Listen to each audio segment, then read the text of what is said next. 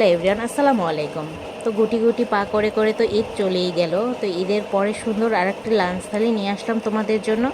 তো প্রথমে প্লেট এবং বাটি সাজিয়ে নিয়েছি। তার ভেতরে প্লেটের ভেতরে দিয়ে দিলাম ভাত, সাদা ভাত।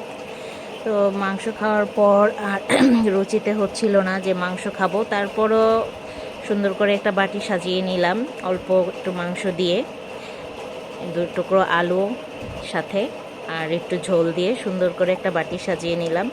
তারপরের বাটিতে রান্না করেছিলাম পাটের শাক, আলু, ডাল দিয়ে। আসলে ঈদের পরে মাংস এত খাওয়ার পরে পাতলা জাতীয় খাবারটাই খুব ভালো লাগতেছিল, সেজন্য এই তরকারিটা রান্না করে নিলাম। তো মাঝখানে বলবো, অন্যের ভিডিও দেখলে যদি তোমার পেজ বা আইডিটি বড় হয় তাহলে সমস্যা কোথায় অন্যের ভিডিও দেখতে। তারপরে দিয়ে দিলাম লেবু এক ফালি আর কাঁচামরিচ। এই ছিল আজ আমার লাঞ্চ থালি। কেমন লাগলো অবশ্যই জানাবে, ভালো লাগলে